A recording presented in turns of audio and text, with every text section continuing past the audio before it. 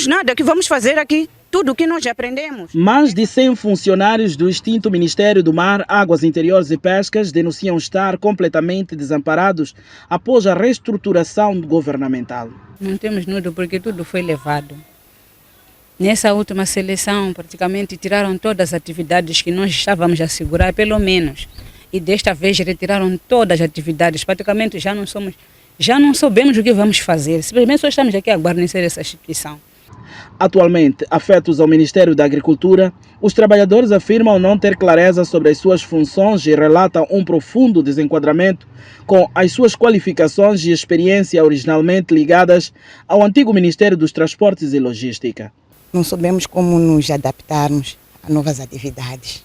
É muito difícil para nós. Fomos formados para tal, fomos à tropa e somos paramilitares. Então, não é justo que isso seja feito deste jeito. Além da incerteza sobre as funções, os trabalhadores criticam a retirada do subsídio de riscos e falta de transparência no processo de integração de alguns funcionários ao Ministério dos Transportes e Logística. No entanto, apontam que este seria o local mais compatível com a sua formação, mas afirmam que o sistema de seleção adotado ignora critérios claros. Aliás, não sabem como parte de alguns dos seus colegas foram parar atualmente naquele ministério, fato que tem gerado frustração e sentimento de injustiça. E deixaram-nos aqui no Ministério da Agricultura. E as nossas atividades, as nossas competências todas, que é o principal, a segurança marítima, encontra-se no Ministério de Transportes e Logística. O que nós iremos fazer aqui? Nós não sabemos fazer trabalhos da agricultura. Nós fomos formados, passamos pela formação paramilitar para manter a segurança marítima. Depois dessa fusão, nós estávamos a suportar por causa das nossas competências. Ainda tínhamos essas competências. Trabalhamos com os colegas do Intrasmar, assim como nós estávamos nos monstros de travessia, mesmo no porto, estávamos juntos. Mas quando começam essas coisas, agora já não podemos ir no porto, no navio, já não podemos ir nos postos de travessia. Então, praticamente está tudo de qualquer maneira. Então, nós pedíamos a quem do direito que veja esse assunto. Além da incerteza sobre as funções, os trabalhadores criticam a retirada do subsídio de riscos e falta de transparência no processo de integração de alguns funcionários ao Ministério dos Transportes e Logística. No entanto, apontam que este seria o local mais compatível com a sua formação, mas afirmam que o sistema de seleção adotado ignora critérios claros. Aliás, não sabem como parte de alguns dos seus colegas foram parar atualmente naquele ministério, fato que tem gerado frustração e sentimento de injustiça. Nós queremos ter essa resposta, o porquê. A nossa reivindicação é esta, que nós somos todos funcionários da antiga Marinha Mercante. Levaram uma parte e deixaram outra, por quê? Os funcionários entendem que a situação como está pode comprometer não apenas a moral, mas também a eficiência do serviço público. Importa referenciar que o Ministério do Mar, Águas Interiores e Pescas foi extinto pelo Decreto Presidencial número 1/2025, de 16 de janeiro.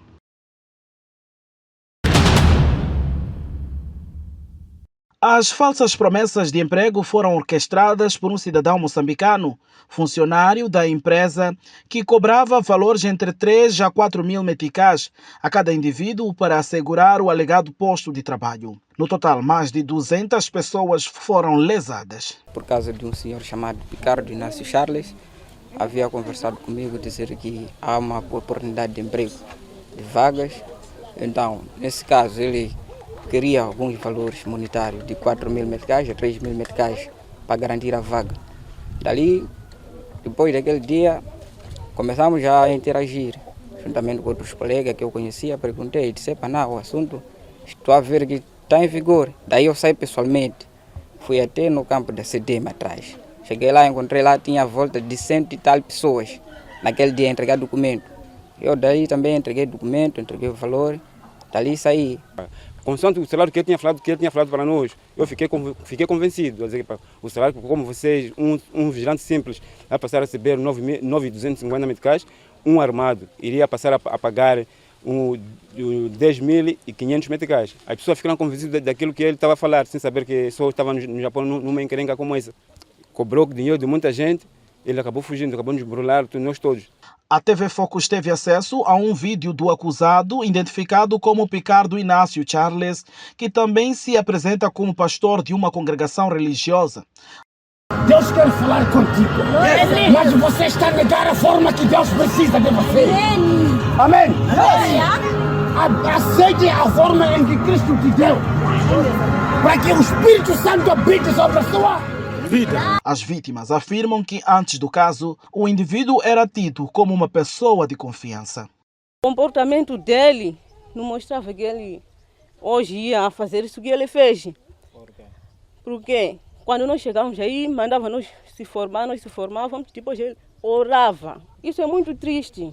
Algumas vítimas chegaram a abandonar os seus empregos e a convencer familiares e amigos a juntarem-se à empresa Poton Security, o que acabou por se revelar um esquema de burla. Porque eu testemunhei 9 pessoas, sobrinhos, primos também. Tipo, esse lado tem dia que pode esse lado. Tá vendo? Testemunhei familiares também para estar lá. Estou me sentindo mal. Houve mais uma promessa que foi dia 1 de agosto. Dali não teve resultado. Dali eu comecei a desconfiar que o assunto não era sério. As suspeitas de fraude surgiram quando o acusado procurava um escritório para o início das atividades, sem sucesso durante 3 meses. Segundo as vítimas, chegaram a realizar meses de treinamento intensivo com preparação para um suposto trabalho de segurança. Uma das lesadas, Paulina Machanga, conta que foi treinada como atiradora e detalhou os métodos fraudulentos usados. Porque, segundo ele, a arma era uma coisa muito perigosa, que nós deveríamos manusear, mas deveríamos ir treinar na carreira de tiro, que era em Angau. Mas passou 1 mês, 2 meses, sempre íamos nas aulas, às vezes ele aparecia, às vezes não aparecia. Caso não se apresente às autoridades, os lesados prometem responsabilizar a empresa pelos danos causados. O caso foi comunicado à 7ª Esquadra da Polícia no bairro da Manga, mas ainda sem avanço nas investigações. Enquanto isso, as vítimas retiveram alguns bens do suposto burlador como forma de pressão para a restituição dos valores pagos. Ministro das Obras Públicas, Habitação e Recursos Hídricos, Fernando Rafael, anunciou nesta quinta-feira que o governo vai demarcar até ao fim do presente mandato 49 mil tajões no quadro do projeto do acesso à terra infraestruturada e para a construção de habitações melhoradas. O projeto, de acordo com o governante, irá contemplar, sobretudo, as cidades mais pressionadas pela procura. Para o presente quinquênio, o governo prevê a infraestruturação de mais de 49 mil talhões em todo o país, priorizando as províncias com maior densidade populacional e maior pressão urbana. Estão em curso a preparação de novas centralidades urbanas integradas em Matutuíne, Mocuba e Lixinga.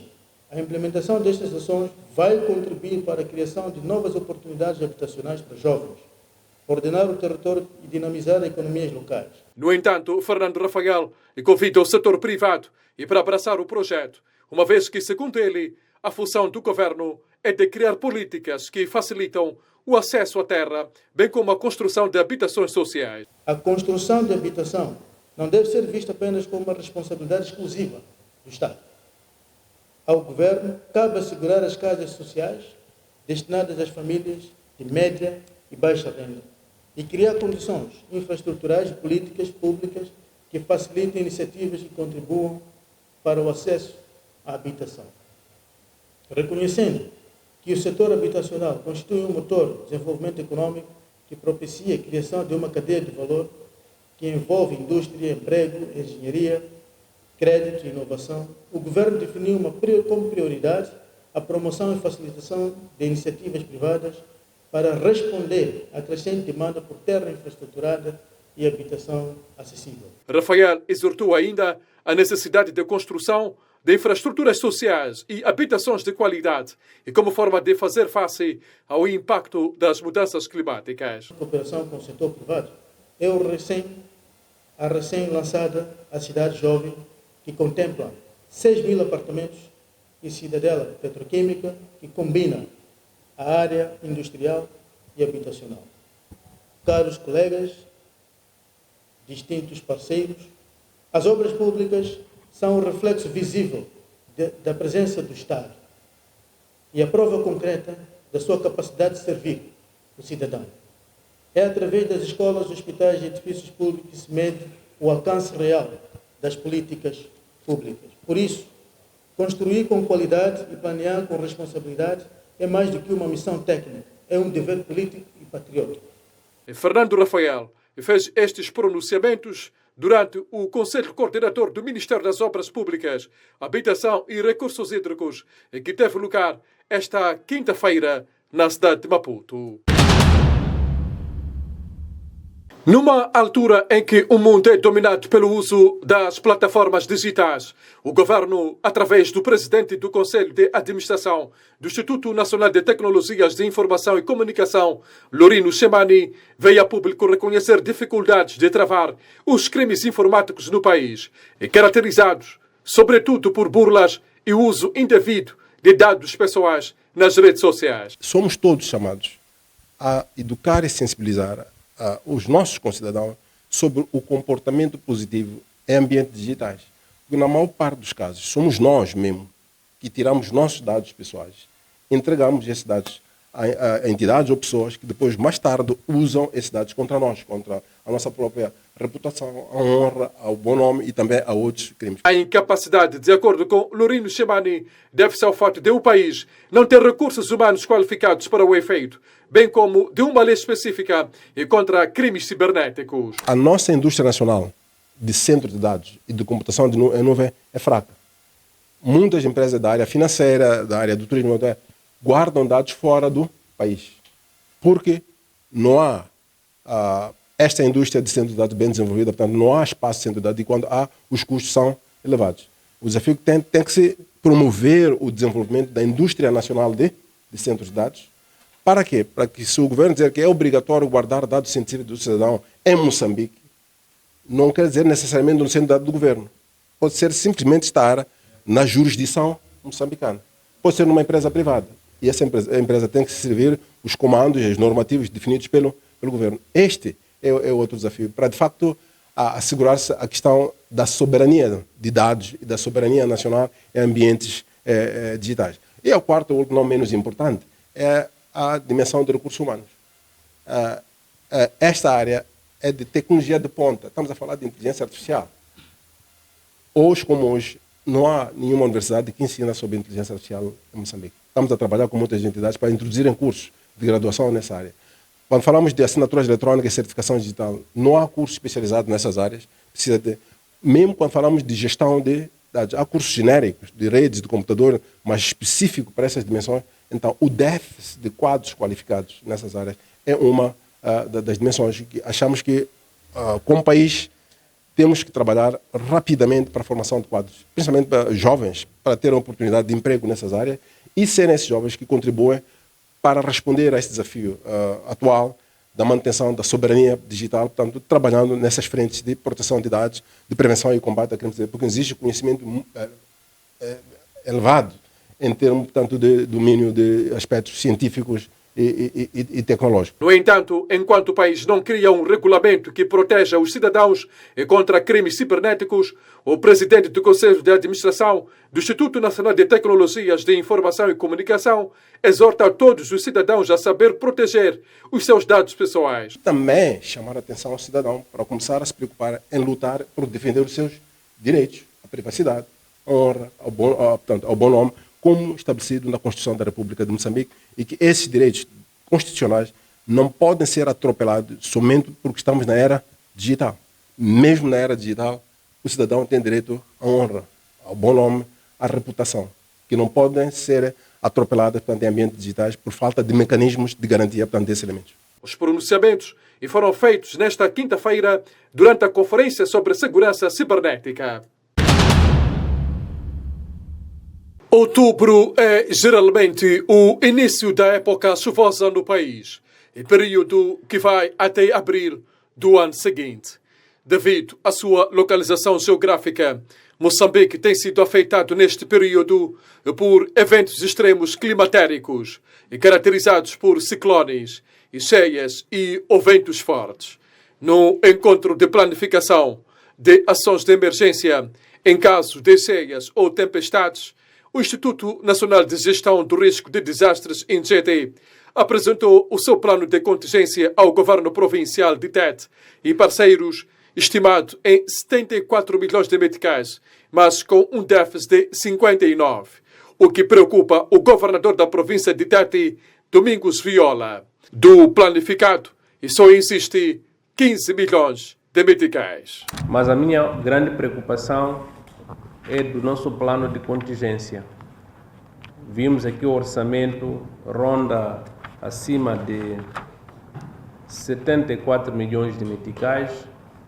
Só temos disponível mais ou menos 15 milhões de meticais. O déficit é muito alto. As cheias em Tete podem afetar até 100 mil pessoas nesta época chuvosa em vários distritos, depois de terem sofrido, alguns deles, da seca associada ao fenômeno climatérico El Niño. Isto vai nos colocar numa situação de risco moderado e ocorrências de cheias nas bacias de Zambeze e Rovue, mais concretamente para as zonas ribeirinhas.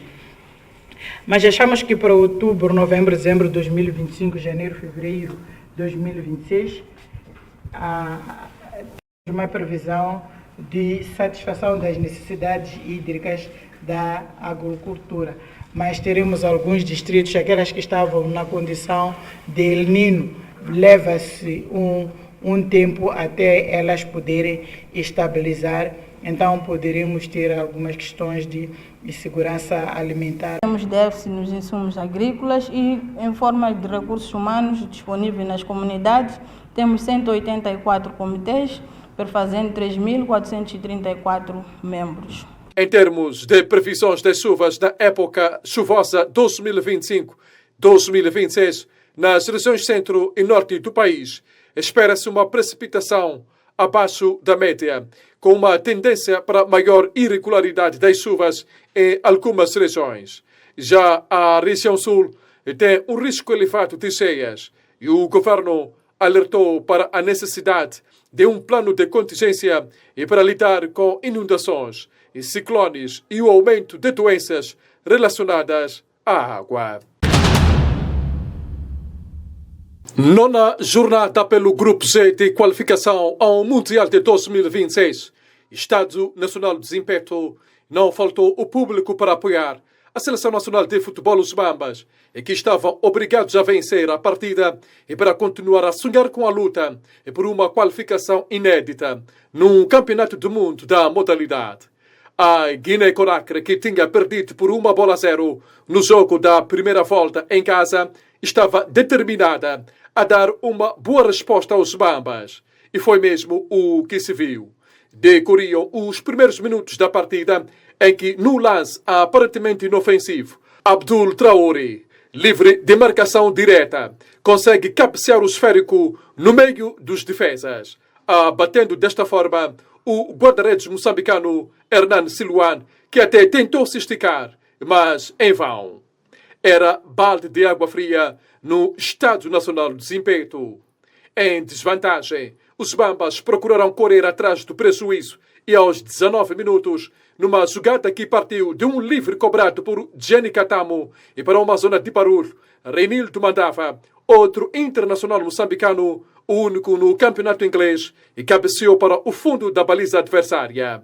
Era o relançar das esperanças e para uma segunda parte que prometia. E porém, aos 59 minutos, Traoré voltou a surpreender ao fazer o segundo golo da equipa forasteira, no momento em que os Bambas estavam em cima do jogo. Moçambique voltou a procurar caminhos e para empatar a partida, Chiquinho Conde mexeu no xadrez e porém não evitou a derrota caseira de 1-2 final. E com este resultado, Moçambique já não tem hipóteses de qualificação direta e para o Mundial, nem mesmo para os jogos de play-off, a serem disputados pelos 4 melhores segundos classificados dos 9 grupos. E para o mesmo grupo, a Uganda derrotou o Botswana, fora de portas, assegurando de forma isolada o segundo lugar com 18 pontos. A Argélia conta com 22 pontos e está apurada ao Mundial. Moçambique soma 15 na terceira posição, Guiné-Conakry 14 na quarta posição, Botsuana 9 e a Somália está na última posição e com apenas um ponto. O selecionador nacional de futebol, Skinny Konda, demitiu os erros cometidos pela seleção, sobretudo nos setores defensivos, e que ditaram a derrota dos Mambas. Um bom jogo de futebol, duas belíssimas soluções. A ideia inicial seria entrar a pressionar para poder fazer um golo. Infelizmente foi a seleção da Guiné-Conakry que conseguiu no primeiro lance fazer um golo. Como temos um erro, isto está no nosso modelo, está na nossa ideia de jogo, faz parte daquilo que são princípios da defesa. Quando a bola entra no corredor lateral, tem que haver sempre no mínimo 3 jogadores, um a fazer contenção e outro a fazer a cobertura defensiva e outro a dar o equilíbrio. Na unidade funcional nós trabalhamos isso. Infelizmente distraímos, os erros pagam-se caros. Digo sempre aos meus jogadores que marcar golos ganha-se jogos e dá-se espetáculo, mas defender bem ganha campeonatos e até qualificação. Neste caso, pequenos detalhes fizeram com que nós fôssemos a correr atrás do prejuízo. Conseguimos fazer um golo, a equipa esteve bem, esteve pressionante. Estivemos diante aqui de uma belíssima equipa que jogou tecnicamente boa, em que tentou criar-nos dificuldades na zona do meio campo, criando superioridade para depois, na zona interior, os jogos interiores, para que de facto pudéssemos ferir. Se repararem, não houveram grandes situações de ocasiões de golo. Infelizmente, pecamos no detalhe. Foi pena. Chegar ao Mundial era um sonho, mas agora resta preparar a equipa e para o CAN de Marrocos. Nessa janela, para aquilo que é o nosso maior objetivo. É claro que chegar ao Mundial seria um sonho. É um sonho que, a partir de hoje, cai por terra, mas continua aquilo que é a nossa ideia para competirmos, porque daqui a 2 meses e meio já temos o CAN que vem por aí. E isso serve, de facto, para nós também testarmos. Hoje já estreou o Cantolo, onde, no momento difícil do jogo, o miúdo entrou. É claro que não marcando nenhum golo, mas deu para observar. E também a possibilidade de nós sermos posto à prova e a nu aquilo que é as nossas dificuldades, as nossas debilidades. Voltamos a jogar a uma determinada altura num 4-4-2, porque nós não temos essa matriz normalmente. Jogamos no jogo anterior com 2 pontas de lança, depois quando estávamos a perder, e hoje fomos novamente colocando com o Bangal e o Ratifo, e depois com o Cantolo, com o Jenny na posição 10. São situações que nós temos que trabalhar e temos pouco tempo para tal, mas acho que a equipa esteve bem, lutou, foi até a exaustão. Viram que o Alfonso jogou até o seu limite e é fantástico ver o apoio do público também. O público, penso eu, que apesar da derrota, pela entrega, pela disponibilidade dos próprios jogadores, eu acho que dignificamos aqui também as cores da nossa bandeira. Foi pena, de facto, não termos empatado, no mínimo. Queríamos ganhar, mas infelizmente há 3 resultados e infelizmente não conseguimos. O selecionador nacional agradeceu também o apoio do público, apesar da derrota dos Bambas. Existem vitórias morais, neste caso. Só podemos ter vitórias morais porque aquilo que nós pretendíamos, e a equipa técnica, os jogadores, a estrutura, era de facto sairmos daqui com um bom resultado. e um bom resultado passaria efetivamente por ganhar. Tivemos um apoio fantástico, quer da Sua Excelência, o Sr. Presidente da República, sentimos o apoio caloroso do público que aqui esteve hoje. Acho que em nenhum momento o público apopou a Seleção Nacional. Isto significa que há uma simbiose muito grande entre o público e a Seleção Nacional. Nós só podemos agradecer e ficarmos satisfeitos por isso. E por morrer uma andorinha não acaba a primavera e, entretanto, temos mais jogos para serem disputados e competidos. E depois, quiçá, na grande fase final em Marrocos, podermos estar ao nível que nós pretendemos, porque esses jogos também vão nos dar um cabedal de experiência, de saber, para que de facto nós possamos ser mais pragmáticos, mais audazes e em determinados momentos sermos matreiros, fazer falta muitas vezes no momento da transição ofensiva, que não fizemos, mas que serve de aprendizado, porque foram detalhes e esses detalhes custam sempre caro. Foi pena, mas o meu grande obrigado aqui para toda a gente que aqui esteve hoje e que... Horas antes do Moçambique-Guiné-Conakry, o presidente da República, Daniel Chapo, dirigiu-se ao hotel onde estava hospedada a equipa de todos nós. O chefe do Estado foi transmitir sua mensagem de encorajamento e de força. Mensagem do povo moçambicano e também de parceiros, e que o delegaram segundo suas palavras, e para anunciar um incremento de apoio financeiro aos Mambas em 100 mil meticais e para cada jogador em caso de vitória. E viemos também aqui para motivar a seleção. Nós temos parceiros que nos disseram: presidente, vai ter com a seleção nacional e diga a eles que nós, em termos de prémios de jogo, vamos colocar mais 100 mil meticais para cada jogador, por aquilo que realmente merecem, não é? Em termos de resultado que vão obter.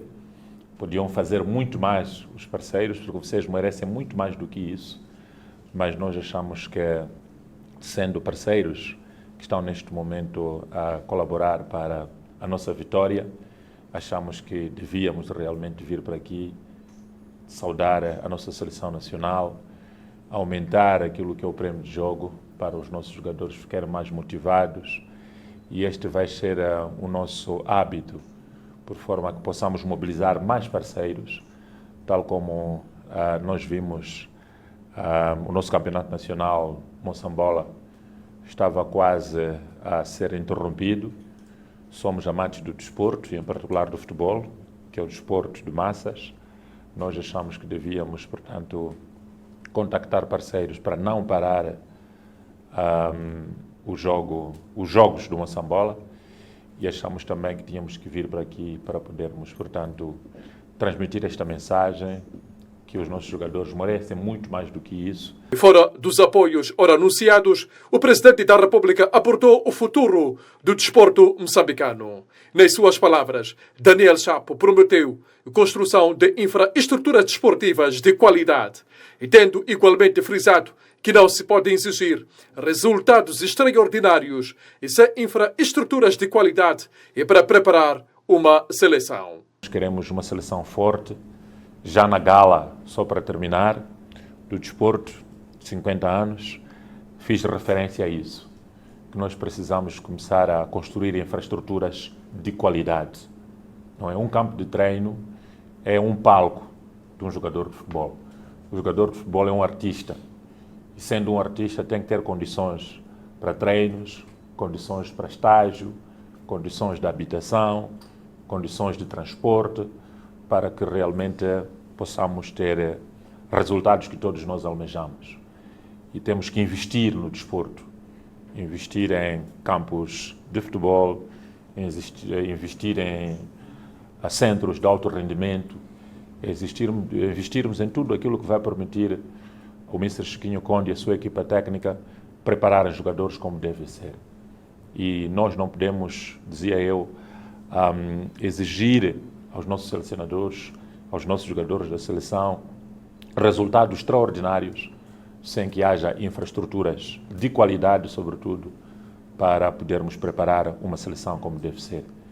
Por isso, contem connosco. Estamos já a desenhar projetos junto ao Ministério da Juventude e Desporto. Já estivemos juntos, reunidos com a Federação, na presidência. Já temos projetos concretos. Só não queremos adiantar, senão esses nossos amigos aqui vão começar a falar muito. Nós estamos habituados a apresentar resultados.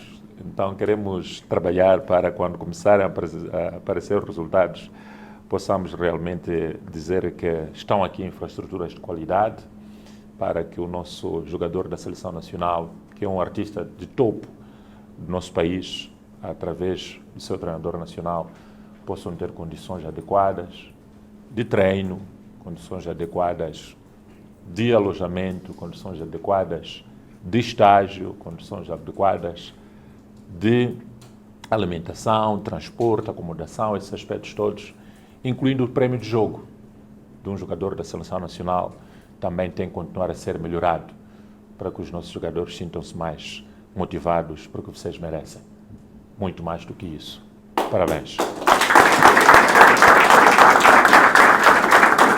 Motivação não faltou aos Bambas, porém o adversário foi mais eficaz e tendo saído do desempenho com os 3 pontos. Teve lugar nesta sexta-feira o lançamento da Copa Faisal Juma e Amigos em Futebol. Trata-se de uma competição que será disputada por 35 equipas de todos os 7 distritos municipais da capital do país, cujo vencedor da fase distrital terá um prêmio de 100 mil meticais, tal como referiu o patrono da prova Juma Faisal. Também decidiu-se premiar o melhor jogador e o jogador revelação. Por uma questão de poder ajudar os jovens, não vamos dar em prêmio monetário, vamos dar em formação. Ou formação de um curso profissional ou por meio de cartas de condução, dependendo de queda dos melhores selecionados.